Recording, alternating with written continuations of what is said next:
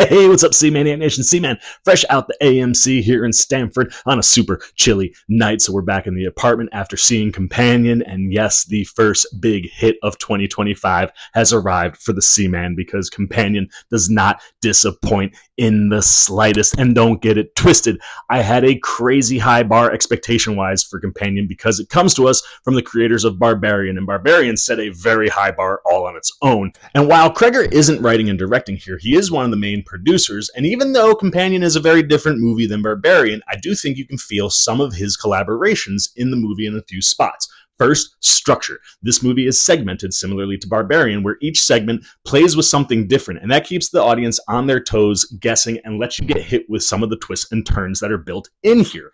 The other thing that I think Kreger probably had some influence on is how you play with expectations, and unlike Barbarian, which kind of kept everything hidden from the audience, we know a lot of stuff from the trailers, and we're given a lot of information early in the movie, and the fact that it continues to hit you with twists and turns and surprises is super impressive because of how much we know and what we are expecting. And that's a place where I think Kreger probably had some influence. And then when we look at what we're getting from writer-director Drew Hancock, I dig just about everything that he's doing here. Like, this is a very well-made movie. I love how he stages the action and horror sequences just as much as how he stages the dialogue.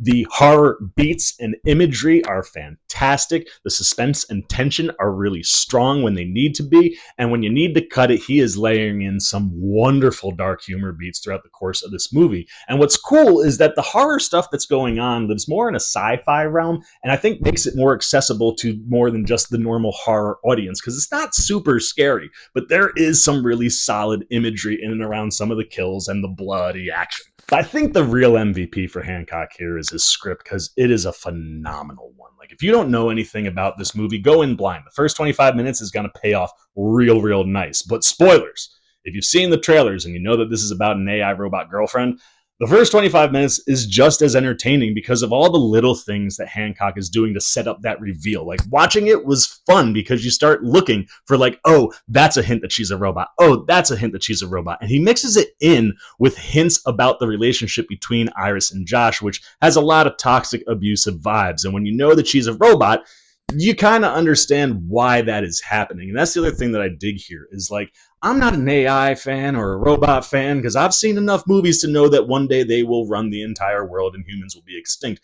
But it's not so much the robots' faults as it is the humans and how they abuse and treat that type of technology. And I think Hancock fleshes all that stuff out really nicely and builds a really solid comedic suspense thriller that plays with relationships and technology and just crazy passive-aggressive sociopaths. And speaking of passive-aggressive sociopaths, that brings us to our performances, which are all stellar here, starting with a supporting cast filled with Harvey Guillen, Megan Surrey, Rupert Friend, and Lucas Gage, who all do great stuff. But this movie is all about Jack Quaid and Sophie Thatcher, and that passive-aggressive sociopath is Jack Quaid, and kudos. He could have been typecast into a Huey-type role from The Boys for his whole career, and while a lot of his characters will embody elements of that type of a character, he does a really good job of finding roles that allow him to play with different things, and here he is just a jackass. Like, he is super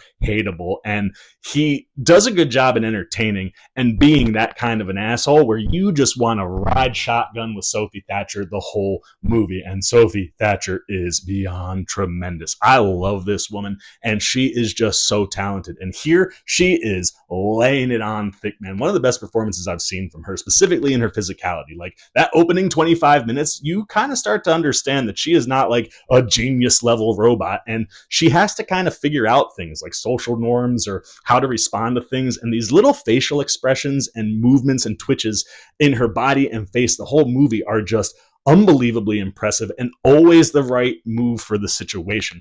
And then when you talk about the suspense and the other things that are going on, like the chemistry she has with Quaid just creates an electricity that makes you root for her and root against him and just really enjoy this entire movie. And that's the thing with Companion. This movie is fun start to finish. It's accessible to more than just the horror community. And I think if you like sci-fi movies, this is one that should be right up your alley. Companion is an absolute hit.